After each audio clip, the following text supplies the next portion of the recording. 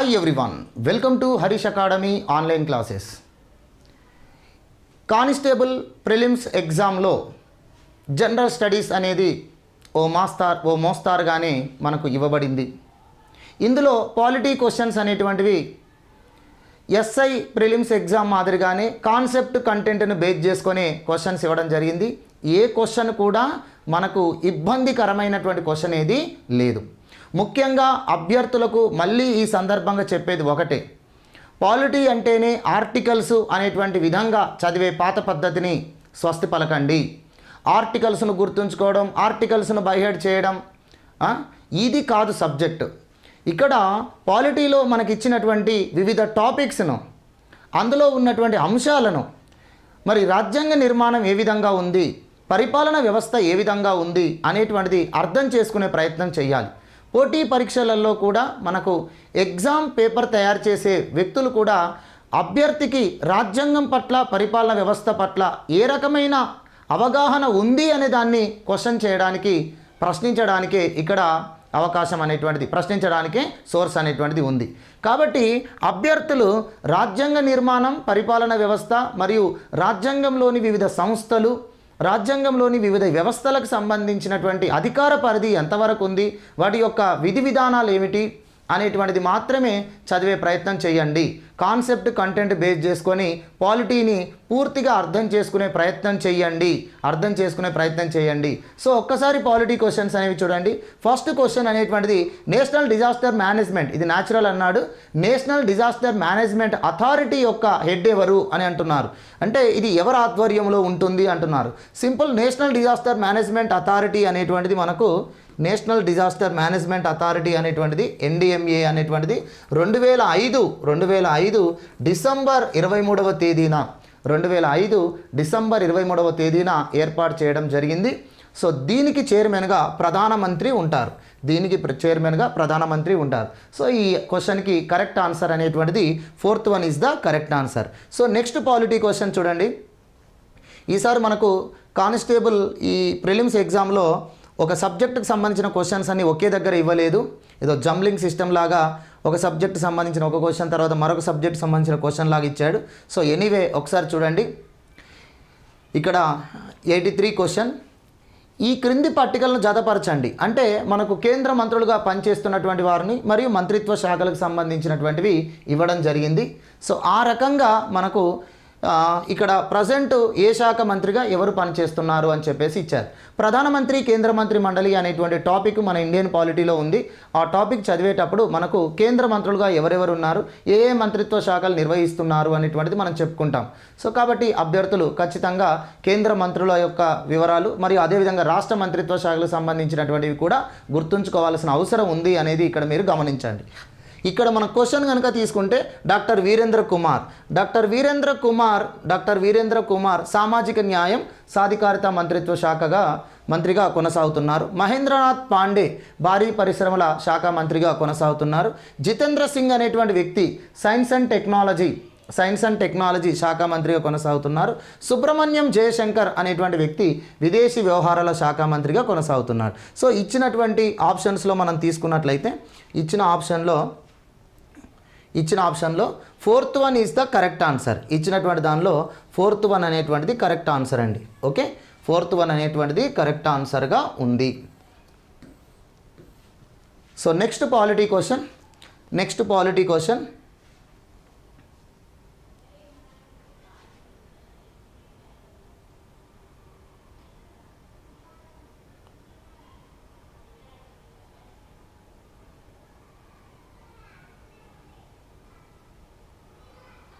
Order ఇవ్వలేదు subject సంబంధించినవన్నీ. Next polity question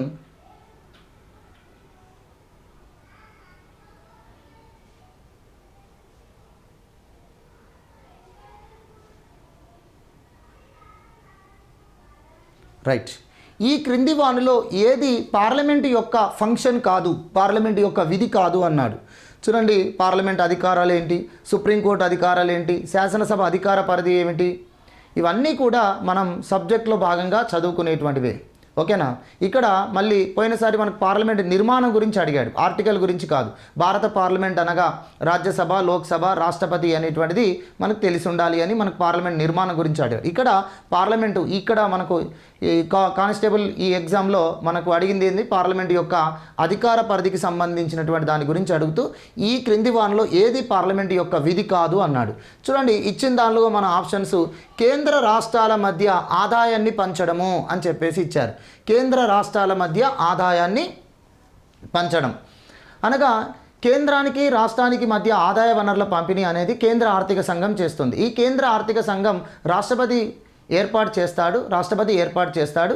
అయితే ఈ ఆర్థిక సంఘం చేసిన సిఫార్సులు పార్లమెంట్ ఆమోదంతో కేంద్రం నుంచి రాష్ట్రాలకు వనరుల పంపిణీ అనేటువంటిది జరుగుతుంది. కాబట్టి ఇది పార్లమెంట్ యొక్క ఫంక్షనే. తర్వాత శాసన అధికారాల పంపిణీ అన్నాడు. అంటే కేంద్రానికి రాష్ట్రాలకు మధ్య శాసనాధికారాల పంపిణీ అనేది మౌలిక రాజ్యాంగం మనకి ఇవ్వడం జరిగింది. అయితే మౌలిక రాజ్యాంగం ఇచ్చినప్పటికీ పార్లమెంటు రాష్ట్ర పరిధిలోని అంశాలను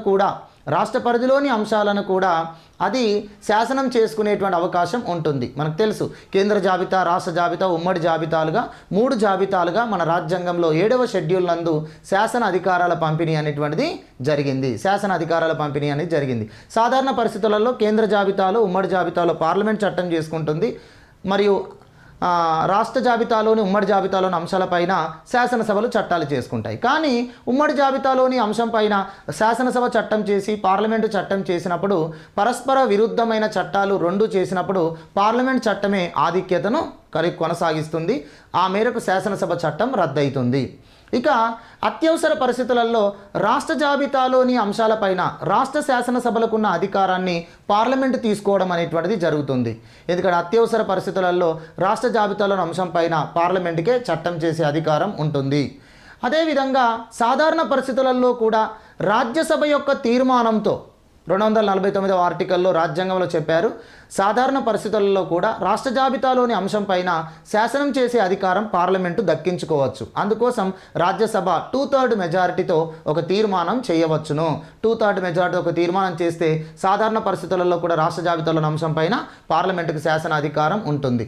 ఇంకా తీసుకుంటే అంతర్జాతీయ విషయాలలో కేంద్రం విదేశాలతో చేసుకున్న ఒప్పందాల అమలు విషయంలో పార్లమెంట్ చట్టం చేయాలనుకున్నప్పుడు ఆ సందర్భంలో కూడా రాష్ట్ర జాబితాలోని అంశం పైన పార్లమెంటుకు శాసన అధికారం ఉంటుంది. కాబట్టి శాసన అధికారాల పంపిణీలో మార్పులు చేసుకునేటువంటి అధికారం కూడా పార్లమెంటుకు ఉంది. కాబట్టి ఇది కూడా పార్లమెంట్ యొక్క ఫంక్షనే. జల వివాదాలు, అంతర్రాష్ట్ర నదీ జల వివాదాల పరిష్కారం కోసం పార్లమెంట్ చట్టం చేసి ఒక అథారిటీని ఏర్పాటు చేసే అధికారం ఉంది అనేది మనకు స్పష్టంగా రాజ్యాంగంలో 260 ఆర్టికల్ చెప్తుంది. కాబట్టి ఇది కూడా పార్లమెంట్ యొక్క డ్యూటీయే. ఇక రాష్ట్రాల మధ్య సమన్వయము, కేంద్ర రాష్ట్రాల మధ్య సంబంధాలను బలోపేతం చేయడం కోసం పార్లమెంటు వివిధ సంస్థలను ఏర్పాటు చేసి అందుకు చట్టాలు చేయొచ్చు. కానీ రాష్ట్రాల మధ్య సమన్వయము అనేటువంటిది ఇక్కడ రాజ్యాంగ పరిధిలో రాష్ట్రాల మధ్య సమన్వయము అనేటువంటిది పార్లమెంటు యొక్క అధికార పరిధిగా మనం దీన్ని చెప్పవచ్చునా అంటే చూడండి ఇచ్చిన దానిలో కొంచెం మనకు టెరిఫిక్గా తీసుకుంటే 4 అంశాలలో ఇది కరెక్ట్గానే ఉంది. కేంద్ర రాష్ట్రాల మధ్య ఆదాయాన్ని పంచడం, తర్వాత జల వివాదాలు అనేటువంటిది కరెక్ట్గానే ఉంది. శాసన అధికారాల పంపిణీ అనేది మాత్రం రాజ్యాంగం ద్వారా జరిగింది. రాష్ట్రాల మధ్య సమన్వయం అంటే ఇప్పుడు రాష్ట్రాల మధ్య జల వివాదాలను పరిష్కారం చేయడం కోసం పార్లమెంట్ చట్టం చేస్తుంది. రాష్ట్రాల మధ్య అంతర్రాష్ట్ర వర్తక వాణిజ్యాల వివాదాలను పరిష్కారం చేయడం కూడా పార్లమెంటుకి అందుకు చట్టాలు చేయొచ్చు. కాబట్టి రాష్ట్రాల మధ్య సమన్వయం అనేది పార్లమెంటు యొక్క అధికార పరిధియే, జల వివాదాలు అనేది పార్లమెంటు యొక్క అధికార పరిధియే, కేంద్ర రాష్ట్రాల మధ్య ఆదాయాన్ని పంచడం కూడా పార్లమెంటు యొక్క అధికార పరిధియే. కరెక్ట్. ఇందులో పార్లమెంటు యొక్క విధి కానిది ఏమిటి అంటే ఇచ్చిన దాన్ని బట్టి చూసినట్లయితే ఇక్కడ మనకు రెండవది కరెక్ట్ ఆన్సర్ అని చెప్పొచ్చు. ఎందుకంటే శాసన అధికారాల పంపిణీ అనేది మన రాజ్యాంగంలో చేయబడినటువంటిది. అది పార్లమెంటు కేంద్రానికి ఈ అధికారాలు ఉండాలి, రాష్ట్రాలకు ఈ అధికారాలు ఉండాలి అనేటువంటిది ఏది లేదు. ఇది రాజ్యాంగం ద్వారానే శాసన అధికారాల పంపిణీ అనేది జరిగింది. రాష్ట్రాల మధ్య సమన్వయం చేయడం కోసం పార్లమెంటు వివిధ చట్టాలు చేయొచ్చు. ఎగ్జాంపుల్, అంతర్రాష్ట్ర నదీ జలాల వివాదాల చట్టం చేసి రాష్ట్రాల మధ్య నదీ జలాల పరిష్కారం కోసం పార్లమెంటు చట్టాలు చేయవచ్చు. అదేవిధంగా రెండు మూడు రాష్ట్రాల మధ్య వర్తక వాణిజ్యాలు, అంతర్రాష్ట్ర వర్తక వాణిజ్య చట్టాలు చేసి కూడా రాష్ట్రాల మధ్య సమన్వయాన్ని వ్యాపార విషయంలో పెంచవచ్చు. కాబట్టి రాష్ట్రాల మధ్య సమన్వయము, జల వివాదాలు, కేంద్ర రాష్ట్రాల మధ్య ఆదాయ వనరుల పంపిణీ అనేది పార్లమెంటు యొక్క విధిగానే భావించాలి. ఇది పార్లమెంటు యొక్క విధి. ఈ శాసన అధికారాల పంపిణీ అనేటువంటిది మాత్రం ఇది రాజ్యాంగం చేస్తున్నటువంటి విధి. ఇది రాజ్యాంగంలోనే కేంద్రానికి రాష్ట్రాలకు శాసన అధికారాలు పంపిణీ జరిగింది కాబట్టి ఇది పార్లమెంటు యొక్క విధి కాదు అని చెప్పేసి మనం భావించాలి. Next polity question.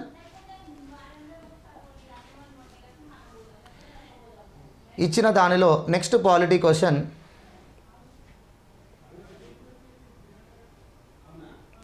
105 వద్ద చూడాలి మనం. 104 లేదా 105 వద్ద ఉంది. ఎస్ 104వ క్వశ్చన్. భారతదేశం ఒక సర్వసత్తాక సామ్యవాద అని చెప్పి దేశం అని ఇచ్చాడు. నేను అభ్యర్థులకు పాలిటీలో మనం ఆన్లైన్ క్లాస్లో కూడా నేను చాలా సందర్భాల్లో చెప్పాను. చూడండి, మీరు ప్రియాంబుల్ అనేది అనగా రాజ్యాంగ ప్రవేశిక అనేది మీరు నోటెడ్ అయి ఉన్నట్లయితే ఏ ఎగ్జాములైనా ఒక క్వశ్చన్ రావడానికి అవకాశం ఉంది అని చెప్పాను. ఎందుకంటే రాజ్యాంగం యొక్క తత్వమును, సారాంశమును తెలియజేసేటువంటి రాజ్యాంగంలోని మౌలికమైన భాగము ప్రియాంబుల్, ప్రవేశిక. కాబట్టి ప్రవేశికను మనం మైండ్లో పెట్టుకున్నట్లయితే ఆ పదాల వరుస క్రమం కానీ లేదా ప్రవేశిక నందు ఏ విధంగా దేశం గురించి చెప్పబడింది అని కానీ ఇవి అడిగే అవకాశం అనేటువంటిది ఉంటుంది. సో ఇక్కడ ప్రియాంబుల్ను బేస్ చేసుకునే క్వశ్చన్ అడిగాడు. భారతదేశం ఒక సర్వసత్తాక సామ్యవాద, వరుస క్రమం సర్వసత్తాక సామ్యవాద లౌకిక ప్రజాస్వామ్య గణతంత్ర అనగా రిపబ్లిక్ దేశంగా మనకు ప్రియాంబుల్ చెప్తుంది. కాబట్టి పైవన్నీ అనేటువంటిది ఇక్కడ correct answer. 4th one is the correct answer అండి. 4th one is the correct answer. Okay, తర్వాత next polity question. Next one, Rajya Sabha యొక్క, సో ఇక్కడ చూడండి సింపుల్గా, రాజ్యసభ యొక్క మంజూరైన పూర్తి సభ్యత్వ సంఖ్య ఎంత అన్నాడు. అంటే రాజ్యసభ గరిష్ట సభ్యుల సంఖ్య ఎంత అంటున్నాడు. Simple question. 250. రాజ్యసభ గరిష్ట సభ్యుల సంఖ్య అనేది 250. ఓకే, ప్రస్తుత సభ్యుల సంఖ్య అనేది 245. కానీ రాజ్యసభ గరిష్ట సభ్యుల సంఖ్య అనేది మాత్రం 250. 3వది కరెక్ట్ ఆన్సర్.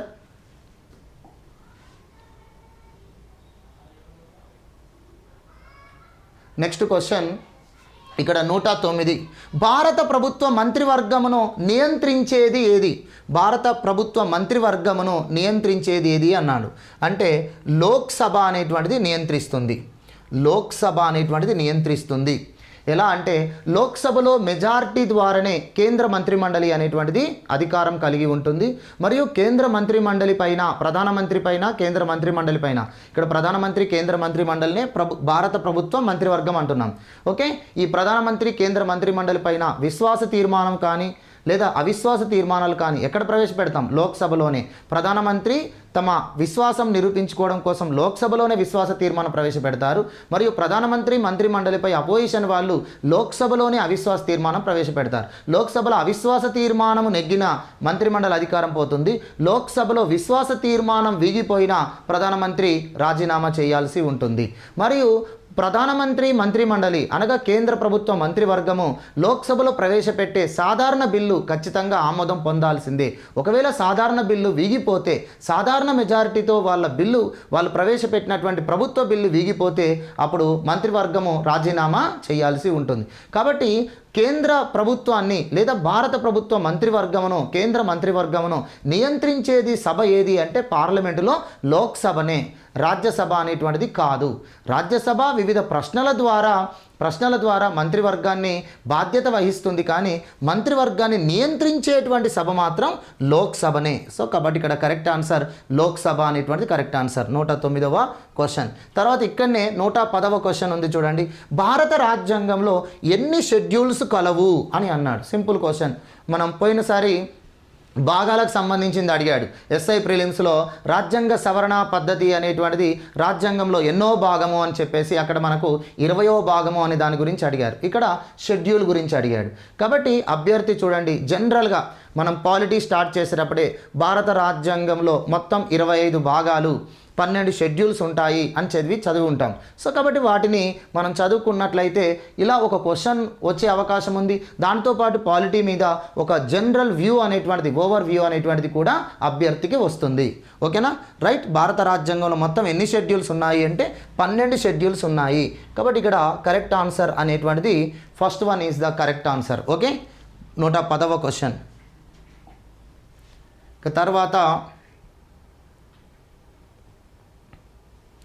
తర్వాత ఎస్, ఇక్కడ చూడండి, MGNREGA ప్రారంభించిన భారత ప్రధానమంత్రి ఎవరు? మనకు పాలిటీ నుంచి వచ్చే క్వశ్చన్స్లలో ఎక్కువ కేంద్ర ప్రభుత్వం నుంచే వస్తున్నాయి. ఎందుకంటే కేంద్ర ప్రభుత్వ వ్యవస్థ లాగానే యాజ్ ఇట్ ఈస్గా రాష్ట్ర ప్రభుత్వ వ్యవస్థ అనేటువంటిది ఉంటుంది. కాబట్టి మనకు అభ్యర్థులకు కూడా చెప్పేది కేంద్ర ప్రభుత్వం గురించి పూర్తిగా మీకు అర్థమైనట్లయితే అది మంత్రిమండలి కావచ్చు, అదేవిధంగా అది రాష్ట్రపతికి సంబంధించింది కావచ్చు, పార్లమెంట్కి సంబంధించింది కావచ్చు, సుప్రీంకోర్టుకి సంబంధించింది కావచ్చు. కేంద్ర మంత్రివర్గం, కేంద్ర ప్రభుత్వం యొక్క నిర్మాణం పూర్తిగా అభ్యర్థికి అర్థమైనట్లయితే యాజ్ ఇట్ ఈస్గా రాష్ట్ర ప్రభుత్వాల విధానం ఆ విధంగానే ఉంటుంది. కాబట్టి సింపుల్గా అర్థమవుతుంది. కాబట్టి ఎక్కువ మనకు కేంద్ర ప్రభుత్వం నుంచే క్వశ్చన్స్ కూడా రావడానికి అవకాశం ఉంది. ఇక్కడ చూస్తే ప్రధానమంత్రులకు సంబంధించింది అభ్యర్థి చదివి ఉంటాం కదా. సో మొదటి ప్రధానమంత్రి నుంచి మొదలుకొని ప్రస్తుత ప్రధానమంత్రుల వరకు వారి యొక్క పదవి కాలం, వారు చేసినటువంటి ప్రముఖ పనులు అనేటువంటివి, వారి హయాంలో జరిగినటువంటి పథకాలు కావచ్చు, వారి హయాంలో ప్రవేశపెట్టినటువంటి వివిధ కార్యక్రమాలు, పథకాలు, చట్టాల గురించి ఖచ్చితంగా అభ్యర్థి చదివి ఉంటాడు. సో ఆ మాదిరిగా ఇక్కడ మన క్వశ్చన్ అడిగేటువంటిది అడిగారు. ఏమిటి అంటే Mahatma Gandhi national rural employment guarantee guarantee act అనేటువంటిది, ఆ మహాత్మా గాంధీ జాతీయ గ్రామీణ ఉపాధి హామీని ఎవరు ప్రారంభించారు, ప్రధానమంత్రి ఎవరు అంటున్నారు. సింపుల్, మన్మోహన్ సింగ్ ప్రారంభించారు. మన్మోహన్ సింగ్ ప్రారంభించడం జరిగింది. Third one is the correct answer. So చట్టం చేసిందేమో 2005లో చట్టం చేశారు, NREGA చట్టం అని చేశారు. 2005లో మన్మోహన్ సింగ్ గవర్నమెంట్ చట్టం చేసింది. 2005లో ఉపాధి హామీ చట్టం అమల్లోనికి వచ్చింది 2006. తర్వాత ఈ NREGAను MGNREGSగా మార్చింది మాత్రం 2009. ఓకేనా? జాతీయ గ్రామీణ ఉపాధి హామీ పథకాన్ని మహాత్మా గాంధీ జాతీయ గ్రామీణ ఉపాధి హామీ పథకంగా 2009లో మార్చారు. ఫస్ట్ జాతీయ గ్రామీణ ఉపాధి హామీ పథకం భారతదేశంలో ఒక 150 గ్రామీణ జిల్లాలలో దాన్ని అమలు చేయడానికి వచ్చింది. 150 నుంచి 200 జిల్లాలు. తర్వాత 2009లో దాన్ని మహాత్మా గాంధీ జాతీయ గ్రామీణ ఉపాధి హామీ పథకంగా మార్చి మొత్తం భారతదేశంలోని అన్ని రూరల్ డిస్ట్రిక్ట్లలో దీన్ని ఇంప్లిమెంటేషన్ అనేటువంటిది చేస్తున్నారు. చాలా అద్భుతమైనటువంటి కార్యక్రమం. ఈరోజు భారతదేశంలో గ్రామీణ ప్రజలకు పని హక్కు అనేది చట్టబద్ధమైన హక్కుగా ఈ ఉపాధి హామీ చట్టం ద్వారా కల్పించడం జరిగింది. భారతదేశంలో ఈ ఉపాధి హామీ పథకం 2006 ఫిబ్రవరి 2వ తేదీన మన అనంతపురం జిల్లాలోని బండ్లపల్లి వద్ద దీన్ని మొదటిసారిగా ప్రారంభించారు. సో ఇది మన్మోహన్ సింగ్ ప్రభుత్వ హయాంలో ప్రవేశపెట్టబడినటువంటి కార్యక్రమము, చట్టము. Okay, so next polity question.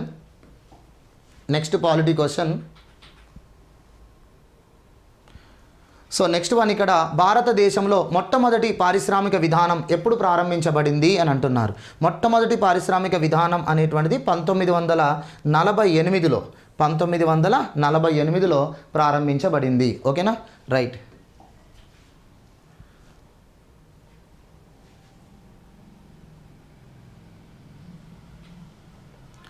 So next polity question చూస్తే సుప్రీంకోర్టు న్యాయమూర్తులను నియమించేది ఎవరు అన్నారు. సుప్రీంకోర్టు ప్రధాన న్యాయమూర్తితో పాటు సుప్రీంకోర్టు న్యాయమూర్తులందరినీ నియమించేది భారత రాష్ట్రపతి. సో కాబట్టి సుప్రీంకోర్టు న్యాయమూర్తులను నియమించేది ఎవరు అంటే రాష్ట్రపతి. Fourth one is the correct answer. Simple క్వశ్చనే.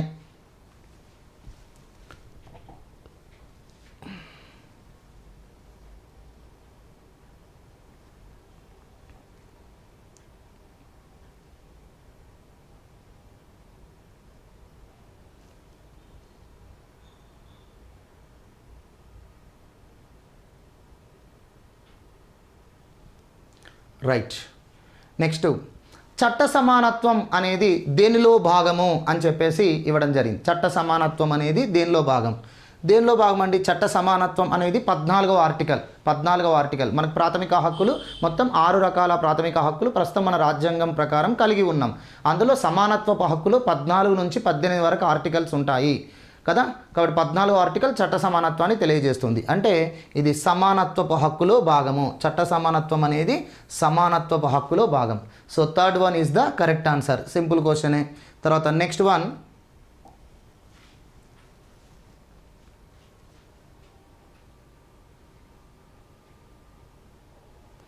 రైట్, ఇక్కడ కేంద్ర పర్యావరణ మంత్రిత్వ శాఖచే ఇచ్చే పర్యావరణ అనుమతులు అనేది ఎన్ని సంవత్సరాలు చెల్లుబాటులో ఉంటుంది అని అడిగారు. ఓకేనా. చూడండి, గతంలో మనకు అంటే కేంద్ర పర్యావరణ మంత్రిత్వ శాఖ అనేది మనకు 1986లో ఏర్పాటు చేశారు. పర్యావరణ పరిరక్షణ చట్టం 1986లో పార్లమెంట్ చేసింది. పర్యావరణ పరిరక్షణ చట్టం 1986లో మన భారత పార్లమెంట్ చేసింది. రాజ్యాంగంలో 48 క్లాస్ ఏ అనే ఆర్టికల్ పర్యావరణ పరిరక్షణకై రాజ్యం కృషి చేయాలి అని చెప్పి మన ఆదేశిక సూత్రాలలో 48వ ఆర్టికల్లో ఏ అనే క్లాస్ తెలియజేస్తుంది. ఓకేనా. పర్యావరణ పరిరక్షణకై రాజ్యం కృషి చేయాలని ఈ ఆర్టికల్ను బేస్ చేసుకొని పార్లమెంట్ పర్యావరణ పరిరక్షణ చట్టమును 1986లో చేసింది. మరి ఈ కేంద్ర పర్యావరణ మంత్రిత్వ శాఖ వాళ్ళు ఏదైనా ప్రాజెక్టుకి సంబంధించింది కానీ ఏదైనా నిర్మాణాలకు సంబంధించి కానీ పర్యావరణానికి సంబంధించిన విషయంలో అనుమతులు ఇవ్వడం అనేటువంటి జరుగుతుంది. ఈ అనుమతులు అనేటువంటిది మనకు గతంలో 3 సంవత్సరాల వరకు ఉండేది. అంటే ఒక్కసారి కేంద్ర పర్యావరణ మంత్రిత్వ శాఖ దేనికైనా పర్యావరణ అనుమతులు అనేటువంటిది అప్రూవల్ అనేటువంటిది ఇస్తే 3 years వ్యాలిడిటీ ఉండేది. ఈ 3 yearsను ఇంకో 7 సంవత్సరాలు 2018లో పెంచారు. 2018 సంవత్సరంలో 3 yearsకు అదనంగా మరొక 7 yearsను యాడ్ చేశారు. అంటే మొత్తంగా కేంద్ర పర్యావరణ మంత్రిత్వ శాఖ ఇచ్చే పర్యావరణ అనుమతులు అనేటువంటివి 10 సంవత్సరాల వరకు అమల్లో ఉంటాయి. 10 సంవత్సరాల వరకు చెల్లుబాటులో ఉంటాయి. ఓకే. సో ప్రజెంట్ అయితే 10 సంవత్సరాలు అనేటువంటిది first one is the correct answer. గతంలో అయితే 3 సంవత్సరాలే ఉండేది. 2018లో చట్టాన్ని సవరణ చేసి దీనికి ఇంకో 7 సంవత్సరాలు యాడ్ చేయడం జరిగింది. కాబట్టి ఒక్కసారి కేంద్ర పర్యావరణ మంత్రిత్వ శాఖ దేనికైనా అనుమతులు ఇస్తే అది 10 సంవత్సరాలు చెల్లుబాటులో ఉంటుంది అనే విషయాన్ని గుర్తుంచుకోండి.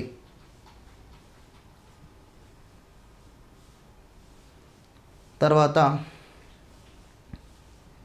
రైట్, ఎస్, భారతదేశంలోని 169వ క్వశ్చన్ పాలిటీది. భారతదేశంలోని ఏ రాష్ట్రము మొట్టమొదటిగా సమాచార హక్కు చట్టాన్ని అమలు చేసింది అంటారు. చూడండి, సమాచార హక్కు చట్టం అనేది మనకు 2005 సంవత్సరంలో చేయబడింది అనేటువంటిది మనందరికీ తెలిసిందే. అయితే ఈ సమాచార హక్కు చట్టం అనేది మన భారతదేశంలో తమిళనాడు రాష్ట్రం అనేది మొదటిసారిగా చేసింది. తమిళనాడు సమాచార హక్కు చట్టం అనేది 1997 సంవత్సరంలోనే చేసింది. 1997 సంవత్సరంలోనే తమిళనాడు రాష్ట్రం మొదటిసారిగా సమాచార హక్కు చట్టం చేసింది. తర్వాత పార్లమెంట్ 2003లో చట్టం చేసి దాన్ని రద్దు చేసుకొని మళ్ళీ 2005లో సమాచార హక్కు చట్టం అని చెప్పి మరొక కొత్త చట్టం తీసుకొచ్చింది. 2005లో చేసిన సమాచార హక్కు చట్టం 2005 అక్టోబర్ 12వ తేదీ నుంచి దేశవ్యాప్తంగా ఇంప్లిమెంటేషన్లోకి వచ్చింది. అయితే పార్లమెంట్ చేసిన ఈ చట్టం కంటే ముందే మన భారతదేశంలో తమిళనాడు రాష్ట్రం సమాచార హక్కు చట్టం చేసింది. కాబట్టి సమాచార హక్కు చట్టం చేసిన మొదటి రాష్ట్రం Tamil Nadu in 1997. So first one is the correct answer. ఇది మనం సమాచార హక్కు చట్టం అనే టాపిక్ వద్ద డిస్కస్ చేస్తాం. రైట్, ఇక్కడ భారతదేశంలో ఆంగ్ల విద్యకు సంబంధించినంత వరకు ఈ క్రింది ప్రవచనాలలో సరి అయినది కానిది ఏమిటి అని చెప్పేసి అన్నాడు. సో 171 అనేటువంటి క్వశ్చన్. చూడండి, చాలామంది రాజ్యాంగ చట్టాలు అనేటువంటి టాపిక్ను చదివేటప్పుడు అభ్యర్థులు చాలా పెద్ద టాపిక్గా ఫీల్ అవుతూ ఉంటారు. అంటే ఫీల్ అవ్వడానికి ఏంటంటే ఎక్కువ చట్టాలు ఉంటాయి, ఈ చట్టాలు కొంచెం గుర్తుంచుకోవడం కష్టం, ఈ చట్టాల నుంచి పెద్ద క్వశ్చన్స్ రావు, ఈ చట్టాలు ఎందుకులే అని చెప్పేసి అభ్యర్థులే కాదు కొంతమంది ఫ్యాకల్టీస్ కూడా ఫీల్ అవుతూ ఉంటారు. ఏంటిదంటే రాజ్యాంగ చట్టాలు అనేటువంటివి మనం చెప్పడం అదో చరిత్రను చెప్పినట్టు అవుతుంది, కాబట్టి చట్టాలు అనేటువంటిది పెద్దగా దాని మీద కాన్సన్ట్రేషన్ చేయాల్సిన అవసరం లేదు అని చెప్పేసి చాలామంది ఫ్యాకల్టీ కూడా అనుకుంటున్నారు. కానీ కరెక్ట్ కాదు. ఎందుకంటే రాజ్యాంగ చట్టాలు అనేటువంటివి మన భారత రాజ్యాంగ నిర్మాణానికి అవి పునాదులు. బ్రిటిష్ పరిపాలనా కాలంలో చేసినటువంటి ఆ చట్టాలు మన భారతదేశంలో ఒక నిర్మాణాత్మకమైనటువంటి పరిపాలనా వ్యవస్థను తీసుకురావడానికి దోహదపడ్డాయి. కాబట్టి ఆ చట్టాలు అనేవి మన రాజ్యాంగానికి ఆధారాలుగా పనిచేశాయి. అందుకే రాజ్యాంగ నిర్మాణాన్ని మనం అర్థం చేసుకోవాలి అంటే దానికి పూర్వ రాజ్యాంగ చట్టాల పట్ల అవగాహన ఉండాలి. రాజ్యాంగ చట్టాలు అనేటువంటి టాపిక్ భారత రాజ్యాంగం చారిత్రక నేపథ్యం అనే టాపిక్లో మనకు దాదాపుగా ఒక 16 చట్టాల గురించి మనం చదువుతాం. ఈ చట్టాల గురించి అభ్యర్థికి పూర్తిగా అర్థమైనట్లయితే నీకు పాలిటీ నుంచి వచ్చే క్వశ్చనే కాకుండా కొన్ని హిస్టరీ బేస్డ్గా నేషనల్ మూమెంట్ కాలంలో మనకు మన జాతీయోద్యమానికి సంబంధించినటువంటి ఆ టాపిక్ల నుంచి కూడా మీరు క్వశ్చన్స్ను ఆన్సర్ చేయడానికి అవకాశం ఉంటుంది. ఎందుకంటే ఇక్కడ మనకు ఆధునిక భారతదేశ చరిత్రలో బ్రిటిష్ వారి పరిపాలనా కాలంలో జరిగినటువంటి సంఘటనలను బేస్ చేసుకొని ఈ రాజ్యాంగ చట్టాలు అనేటువంటి ఒక్కొక్కటి మనం చదవాల్సి ఉంటుంది. కాబట్టి ఇక్కడ రాజ్యాంగ చట్టాలు అనేది కూడా ఇంపార్టెంటే. రాజ్యాంగ చట్టాల నుంచి ఈ క్వశ్చన్ అనేటువంటిది ఇచ్చాడు. భారతదేశంలో ఆంగ్ల విద్యకు సంబంధించిన వరకు ఈ క్రింది ప్రవచనాలలో ఏది సరి అయినది కాదు అనేటువంటిది ఒకసారి చూడండి. 1813 చార్టర్ చట్టంలో ₹1,00,000 ఆధునిక శాస్త్రములు మరియు భాషా అభివృద్ధి కోసం కేటాయించబడినాయి.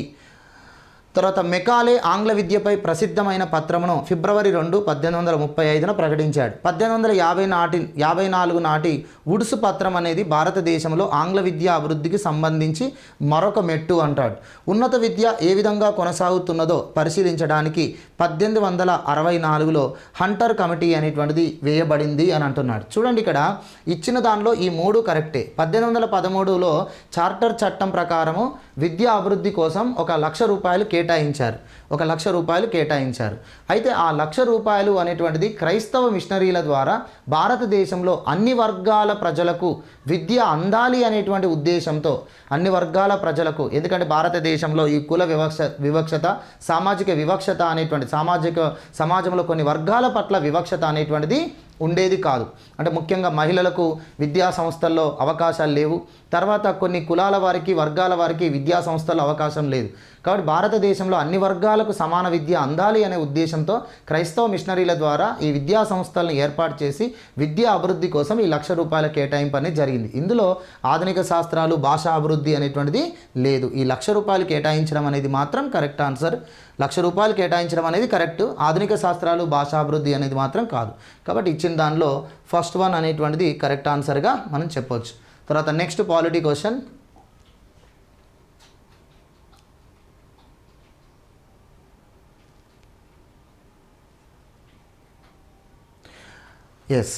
నెక్స్ట్ అంతర్జాతీయ న్యాయస్థానం. సో అంతర్జాతీయ న్యాయస్థానం అనేటువంటిది ఎక్కడ ఉంది అని చెప్పేసి క్వశ్చన్ అడిగారు. అంతర్జాతీయ న్యాయస్థానం అనేది ఐక్యరాజ్య సమితి యొక్క ఒక అనుబంధ సంస్థ. ఇది నెదర్లాండ్ రాజధాని ది హేగ్లో ఉంటుంది. సో కాబట్టి అంతర్జాతీయ న్యాయస్థానం ఎక్కడ ఉంది అంటే హేగ్లో ఉంటుంది. Simple question. Second one is the correct answer. Next one. So ఇవి మనకు మొత్తంగా ఓవరాల్గా పాలిటీ నుంచి వచ్చినటువంటి క్వశ్చన్స్ అండి. పాలిటీ నుంచి వచ్చినటువంటి క్వశ్చన్స్లలో మనకు సబ్జెక్టును బేస్ చేసుకొని మనకు కాన్సెప్ట్ను బేస్ చేసుకొని క్వశ్చన్స్ అనేటువంటివి వచ్చాయి. సింపుల్గానే క్వశ్చన్స్ అనేటువంటివి ఉన్నాయి, జనరల్ క్వశ్చన్స్గానే ఉన్నాయి. ఇబ్బంది పెట్టేటువంటి క్వశ్చన్స్ ఏమీ కూడా ఇవ్వలేదు. ఓకే, కాబట్టి అభ్యర్థులు ప్రిలిమ్స్ కంప్లీట్ చేసుకున్నటువంటి అభ్యర్థులు అందరూ కూడా మెయిన్స్ ప్రిపరేషన్కి మీ ఫోకస్ చేయండి. దాంతోపాటుగా సబ్జెక్ట్లో ఉన్నటువంటి అన్ని టాపిక్ల మీద కమాండింగ్ పెంచుకోండి. దాంతోపాటుగా అంశాలను అర్థం చేసుకోండి, అనాలిసిస్ చేసి చదివే విధానాన్ని నేర్చుకోండి. ఉదాహరణకి ఇప్పుడు పార్లమెంట్ అంటే పార్లమెంట్ నిర్మాణం తెలుసుకొని పార్లమెంట్ యొక్క అధికార విధులు ఏమిటి, రాజ్యాంగం పార్లమెంట్కి ఏ అధికార పరిధి కల్పించింది అని చెప్పడం. అలానే కేంద్ర మంత్రిమండలి అంటే కేంద్ర మంత్రిమండలి నిర్మాణం ఏంటి, కేంద్ర మంత్రిమండలి యొక్క అధికారం అనేది ఏ విధంగా ఉంటుంది, కేంద్ర మంత్రిమండలికి రాజ్యాంగం ప్రకారం ఇచ్చినటువంటి అధికారాలు ఎన్ని రకాలుగా ఉన్నాయి, తర్వాత కేంద్ర మంత్రిమండలి సభ్యుల సంఖ్య ఎంత, ఈ రకంగా మీరు చదవాల్సి ఉంటుంది. సుప్రీంకోర్టు ఉంది అనుకోండి, సుప్రీంకోర్టు నిర్మాణం, తర్వాత సుప్రీంకోర్టు జడ్జీల నియామకం, సుప్రీంకోర్టు జడ్జీల తొలగింపు విధానం, తర్వాత సుప్రీంకోర్టు యొక్క అధికారాలు. సో ప్రతి సబ్జెక్టును ఒక పద్ధతి పరంగా చదవాలి. అది పాలిటీయే కావచ్చు, హిస్టరీయే కావచ్చు, మరో సబ్జెక్టు కావచ్చు. కాబట్టి సబ్జెక్ట్ ఎక్స్పర్ట్స్ చెప్పేటువంటి క్లాసెస్ మీరు విని మీరు నోట్స్ రాసుకొని ప్రాపర్గా మీ ప్రిపరేషన్ చేస్తే ఈ పోటీ పరీక్షలలో విజయం అనేటువంటిది మీ సొంతం అవుతుంది. అలా కాకుండా ఏదో ఒక అయోమయంలో ఉన్నది ఏదో ఒకటి చదవడం అనేటువంటిది మరీ చదవాలి అనేటువంటిది కాకుండా చదివేది ఏం చదువుతున్నాం, సిలబస్లో ఏముంది, మనకు సబ్జెక్ట్ ఏముంది, క్వశ్చన్స్ ఏ రకంగా అడుగుతున్నారు, సబ్జెక్ట్ ఎక్స్పర్ట్స్ ఏ విధంగా సబ్జెక్ట్ని చెప్తున్నారు, వీటిని అర్థం చేసుకొని మీరు చదువుకుంటే మీరు సక్సెస్ కావడానికి ఉంటుంది. అర్థమవుతుందా? సో పాలిటీలో క్వశ్చన్స్ అనేటువంటివి మీకు చాలా వరకు అర్థమై ఉంటుంది. ఆల్రెడీ ఎస్ఐ ప్రిలిమ్స్ ఎగ్జామ్స్లో కూడా చూసాం. జనరల్ క్వశ్చన్స్ అనేటువంటివి సబ్జెక్ట్ మీద అభ్యర్థికి ఎంత కమాండింగ్ ఉంది అని చెప్పి జనరల్ వ్యూని బేస్ చేసుకొని క్వశ్చన్స్ అడుగుతున్నాడు. కాబట్టి ప్రిలిమ్స్ ఎగ్జామ్ కాబట్టి ఇది జనరల్ వ్యూ క్వశ్చన్స్ వచ్చాయి. మనకు మెయిన్స్ ఎగ్జామ్లో ఇంకొంచెం డెప్త్ క్వశ్చన్స్ ఉంటాయి. ఖచ్చితంగా అంత జనరల్గా ఏమి ఉండదు. కాబట్టి సబ్జెక్టును ఇంకా ఇన్డెప్త్గా చదివేటువంటి ప్రయత్నం చేయండి. Okay, thank you, all the best.